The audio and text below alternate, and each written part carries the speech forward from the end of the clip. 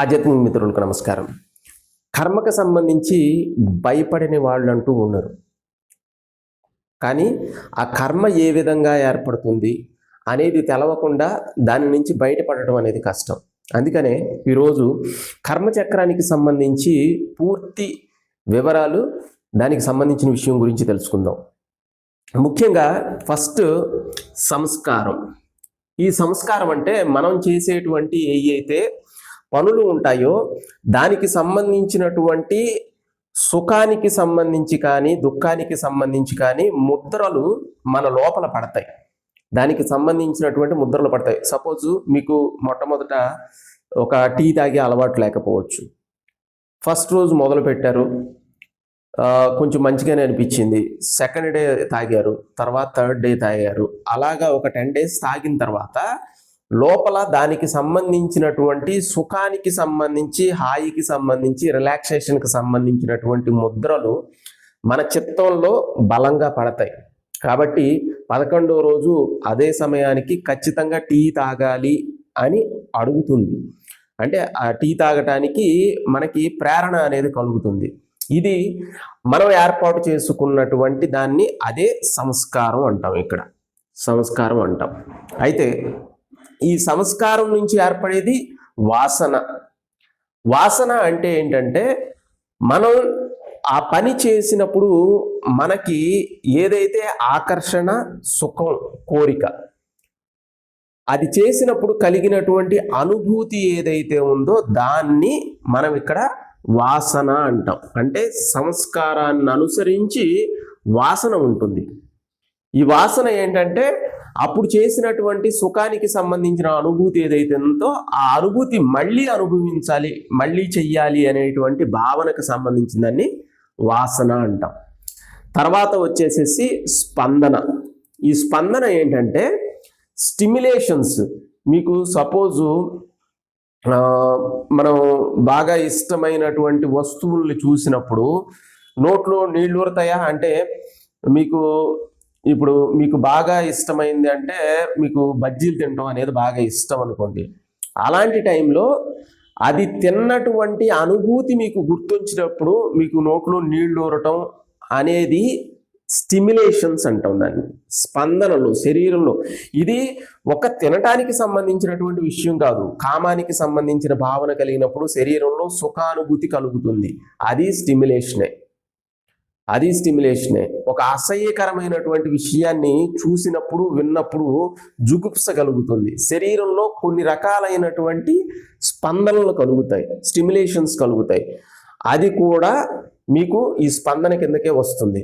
ఈ స్పందనలు ఏవైతే ఉన్నాయో, ఈ స్టిమ్యులేషన్స్ ఏవైతే ఉన్నాయో దానిని ముందుగానే అది పొందాలి అనేటువంటి ఆలోచనకి, అంటే కోరికకి కారణమవుతాయి. అది చెయ్యాలి అనేటువంటి కోరికకి కారణమవుతాయి. ఆ ఆలోచన అనేది ఏర్పడుతుంది. ఆ ఆలోచన తర్వాత అనుభవం కింద మారుతుంది.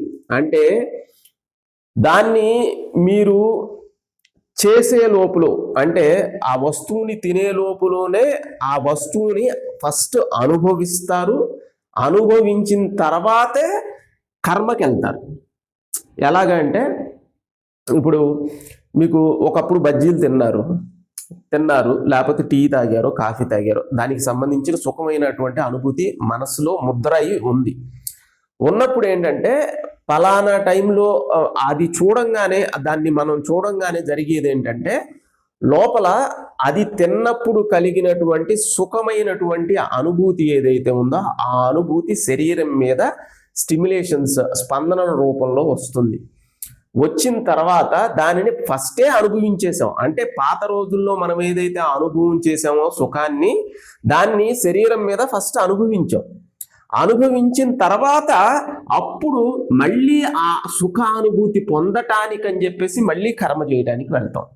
ఆ సుఖానుభూతిని మళ్ళీ పొందటానికని చెప్పేసి కర్మ చేయడం అనేది జరుగుతుంది.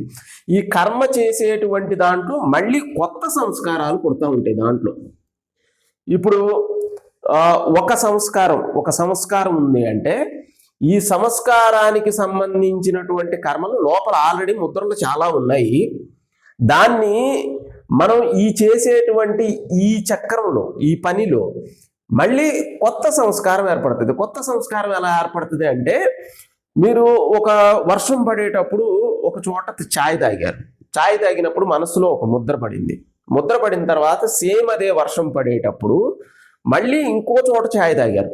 అక్కడ దానికి ఇక్కడ దానికి ఇది ఒక పోలిక బాగుంది అనేటువంటి ఒక లోపల ఒక ముద్ర, ప్లస్ మీరు తాగినటువంటి ప్రదేశానికి సంబంధించి ఆ సుఖానుభూతికి సంబంధించినటువంటి అన్ని రకాలైనటువంటి ముద్రలో కూడా ఏర్పడి కొత్త సంస్కారాలని ఏర్పాటు చేస్తాయి.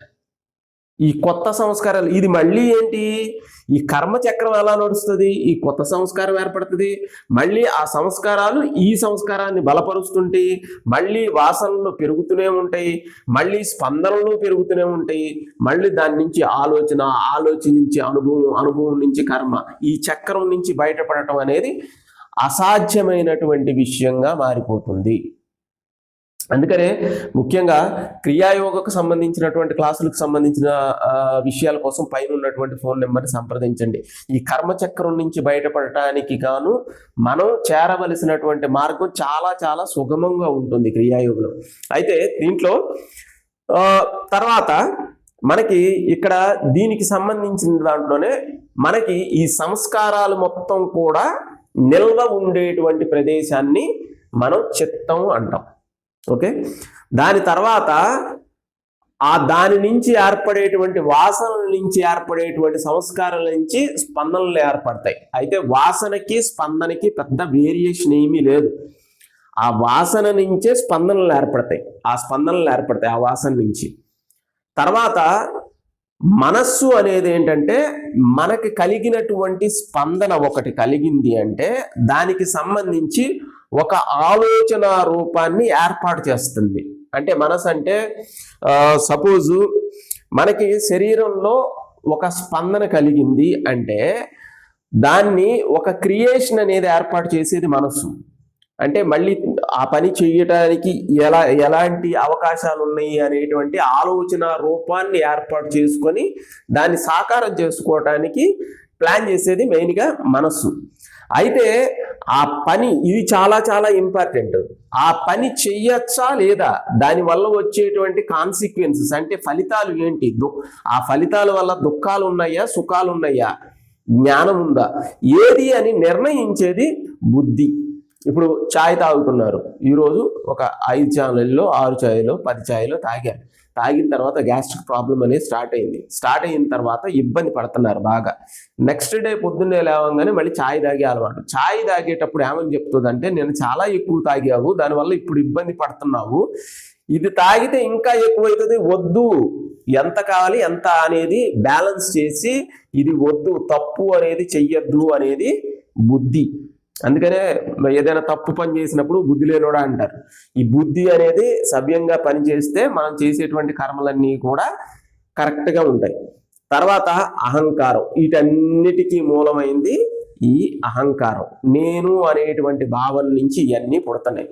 అయితే ఈ సంస్కారాలు, వాసనలు, స్పందనలు, ఆలోచన, అనుభవం, కర్మ, కొత్త సంస్కారాలు, మళ్ళీ సంస్కారానికి బలపరచడం, ఈ అన్నిటినీ కలిపి మూలమైంది ఏంటంటే మాయా.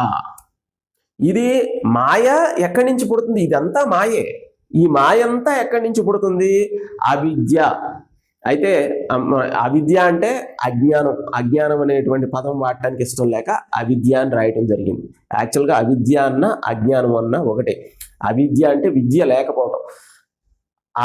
ఇక్కడ అజ్ఞానం అనే దాని గురించి అజ్ఞాని అంటే బాధపడేది ఏం లేదు. ఒక విషయానికి సంబంధించినటువంటి జ్ఞానం లేనప్పుడు, దానికి సంబంధించిన విషయం తెలవనప్పుడు దాన్ని అజ్ఞానం అంటాం. ఈ అజ్ఞానం వల్ల చేసేటువంటి పనుల వల్ల మనకి మాయలోకి ప్రవేశించడం జరుగుతుంది. మళ్ళీ మాయ నుంచి మళ్ళీ అవిద్య. ఇలాగా ఈ సర్కిల్ అనేది ఎప్పటికీ కూడా అన్ఎండింగ్ ప్రాసెస్ కింద నడుస్తూనే ఉంది. కర్మచక్రం ఇలా నడుస్తూనే ఉంది. అయితే ఈ అజ్ఞానం, అవిద్య ఏదైతే ఉందో, ఈ అవిద్యకి కారణం అంటూ తెలియక చేసేటువంటి ఒక వయసులో ఉన్నప్పుడు ఒక హార్మోన్స్ యొక్క డామినేషన్ ఎక్కువ ఉంటుంది. అప్పుడు అయ్యో తప్పు పనులు లేకపోతే అయ్యో వ్యసనాలు అజ్ఞానంలో జరిగిపోతాయి. ఆ సుఖానుభూతికి సంబంధించిన అజ్ఞానంలో జరిగిపోతాయి. జరిగిపోయిన తర్వాత ఆ అజ్ఞానం వల్ల ఆ వాటి నుంచి మళ్ళీ సంస్కారాలు ఉత్పన్నమయ్యి మళ్ళీ ఈ చక్రం అనేది ఏర్పడుతూనే ఉంటుంది. అన్నిటికీ మూలం ఈ దుఃఖానికి అజ్ఞానం. మరి బయటపడేటువంటి మార్గం ఏమిటి? దీనికి బయటపడటానికి ఉన్నటువంటి మార్గం ఏమిటి అంటే జ్ఞానం ఒక్కటే దీంట్లోంచి బయటపడేటువంటి మార్గం. మరి వీటన్నిటికీ ఏర్పడటానికి మూలమైనటువంటి కారణం ఏంటి? సంస్కారాలు.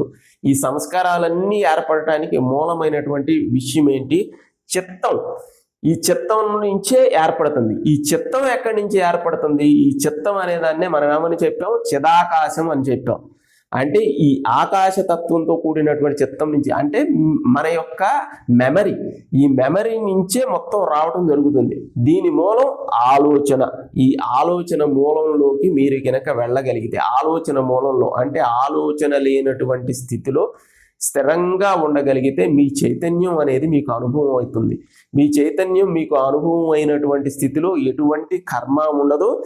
ఈ కర్మ సంస్కారాలు మొత్తం కూడా నాశనం అవటం అనేది మొదలవుతుంది. ముఖ్యంగా మనం క్రియ చేసేటప్పుడు క్రియాయోగలో కేచిరి ముద్రలో మనకి ఆకాశతత్వంలో ఉంటాం, శూన్యంలో ఉంటాం, చైతన్యంలో ఉంటాం. ప్రాణాయామంలో ఆ క్రియాపరావస్థలో ఉంటాం, ఆలోచన రహితమైనటువంటి స్థితిలో ఉంటాం. దానికి సంబంధించినటువంటి మనసులో ఎటువంటి మలినాలు కర్మలు లేనటువంటి స్థితిలో ఉంటాం. కాబట్టి క్రియాయోగ చేసేటువంటి సాధకులకి ఈ కర్మని దహనం చేయటం అనేది చాలా సులభమైనటువంటి విషయంగా ఉంటుంది. కాబట్టి క్రియాయోగకు సంబంధించినటువంటి క్లాసుల కోసం పైన ఉన్నటువంటి ఫోన్ నెంబర్ని సంప్రదించండి. ఈ వీడియో నచ్చితే ఖచ్చితంగా లైక్ చేయండి, షేర్ చేయండి, సబ్స్క్రైబ్ చేయండి. సర్వే జనా సుఖినో భవంతు.